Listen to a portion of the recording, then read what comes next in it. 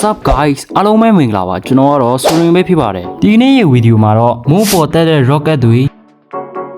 zombie တွေကိုမီးလိုက်ကင်လို့ရမယ့်စက်ရုပ်တွေနောက်ပြီးဒီလိုမျိုးကားတွေကိုဘယ်လိုလုပ်ရမလဲဆိုတာကျွန်တော်တင်ပေးသွားမှာပဲဖြစ်ပါတယ်ဗျ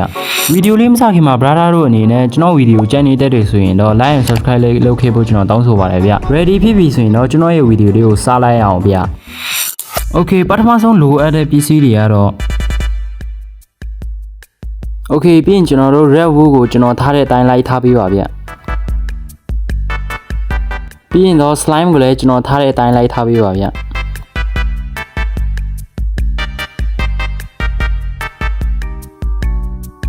ပြီးရင်တော့ observer ကိုထည့်ပြီးတော့သူ့အပေါ်မှာကျွန်တော်တို့ sticky piston ကိုပြန်ထည့်ပေးရမှာဖြစ်ပါတယ်ဗျ sticky piston ရဲ့အပေါ်မှာကျွန်တော်တို့ slime block ကိုထည့်ပေးရမှာဖြစ်ပါတယ်ဗျပြီးရင်တော့ကျွန်တော်လုပ်တဲ့အတိုင်းလိုက်လုပ်လိုက်ပါဗျ observer ရဲ့နေအောင်လုံးကအောက်ကိုကြည့်နေရပါမယ်ဗျ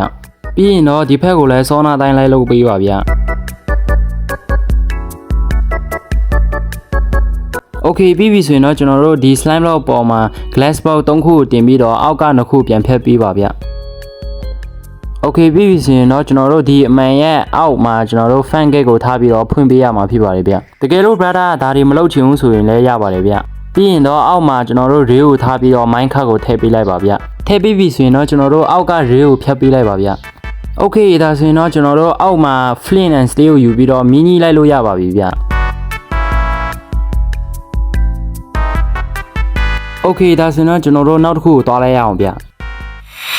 okay ကျွန်တော်တို့ဒီတစ်ခါလိုတဲ့ပစ္စည်းတွေကတော့ okay ကျွန်တော်တို့ပထမဆုံး iron block ကို2 line ထားပြီးတော့ဒီဘက်ကိုလည်း2 line ထားပေးပါဗျပြီးရင်တော့သူ့အပေါ်မှာ slime block 3 block ကိုထားပေးပါဗျ okay ပြီးရင်တော့ကျွန်တော်တို့အလယ်မှာ piston ကိုထားပြီးတော့ slime block ကိုပြန်ခံပေးလိုက်ပါဗျပြီးရင်တော့အနောက်ကိုလာပြီးတော့ကျွန်တော်တို့ sticky piston ကိုကျွန်တော်ထားတဲ့အတိုင်းလိုက်ထားပေးပါဗျပြီးရင်ရှေ့မှာ iron block ကိုထားပြီးတော့ဒီနောက်ကိုလာပြီးတော့ကျွန်တော်တို့observer ကိုနှစ်ဖက်စလုံးထားပေးရမှာဖြစ်ပါတယ်ဗျပြီးရင်တော့ကျွန်တော်တို့ iron block ကိုဖြိုပြီးတော့ဒီအလယ်မှာပြန်ထားပေးပါဗျပြီးရင်တော့ကျွန်တော်တို့ observer ကိုအောက်ဖက်ကျနေတဲ့ပုံစံလိုမျိုးလုပ်ပေးလိုက်ပါဗျ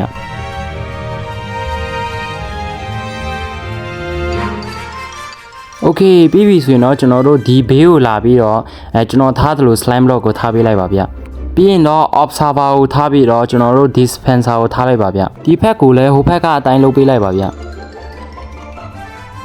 okay ပြီးပြီဆိုရင်တော့ကျွန်တော်တို့ဒီ dispenser ထဲမှာကျွန်တော်တို့ကြိုက်တဲ့လက်နဲ့ထည့်လို့ရပါတယ်ဗျကျွန်တော်ကတော့ fire charge ပဲထည့်လိုက်ပါတယ်ဗျ okay နောက်ဆုံးအနေနဲ့ကျွန်တော်တို့ထိုင်ဖို့အတွက် rail နဲ့ mine cart ကိုပြန်ယူပေးပါဗျ okay ပြီးပြီဆိုရင်တော့ကျွန်တော်တို့စောနာတိုင်းလုပ်ပေးလိုက်ပါဗျ okay ပြီးပြီဆိုရင်တော့ကျွန်တော်တို့စားလိုက်လို့ရပါပြီဗျ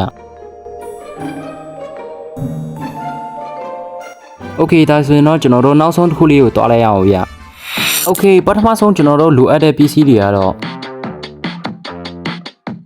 okay ကျွန်တော်တို့ပထမဆုံး slime block ကိုတင်ပြီးတော့အဲ့အပေါ်မှာ observer ကိုတင်ပေးလိုက်ပါဗျပြီးရင်တော့အောက်က slime block ကိုဖြိုပြီးတော့ဘေးမှာ slime block နှစ်ခုထားပေးလိုက်ပါဗျ okay ပြီးရင်တော့ကျွန်တော်တို့ sticky piston နှစ်ခုထားပြီးတော့ slime block ကိုပြန်တင်ပေးလိုက်ပါပြီးရင်တော့ကျွန်တော်တို့အနောက်ကိုလာပြီးတော့ piston လေးကိုထားပေးလိုက်ပါဗျ okay ပြီးရင်ကျွန်တော်တို့ piston အနောက်ကိုတွားပြီးတော့ slime block တွေကိုပြန်တင်ပေးလိုက်ပါဗျပြီးရင်ကျွန်တော်တို့ observer ကိုထည့်ပေးလိုက်ပါဗျobserver ရဲ့မျက်နှာကအပေါ်ဘက်ကြည့်နေရပါမယ်ဗျ okay ပြီးရင်ကျွန်တော်တို့ black wool တွေနဲ့ဘိန်းလုံးလိုမျိုးပုံစံလုပ်လို့ရပါတယ်ဗျ brother တို့လည်းကြိုက်တဲ့အရောင်လုပ်လို့ရပါတယ်ဗျကျွန်တော်ကတော့ဘိန်းလုံးနဲ့တူတဲ့အမဲရောင်ကိုပဲရွေးလိုက်ပါတယ်ဗျ okay ပြီးရင်တော့ကျွန်တော်တို့နောက်ဆုံးအနေနဲ့ထိုင်ဖို့အတွက်ကျွန်တော်တို့ rail နဲ့ mine cart ကိုတင်ပေးလိုက်ပါဗျ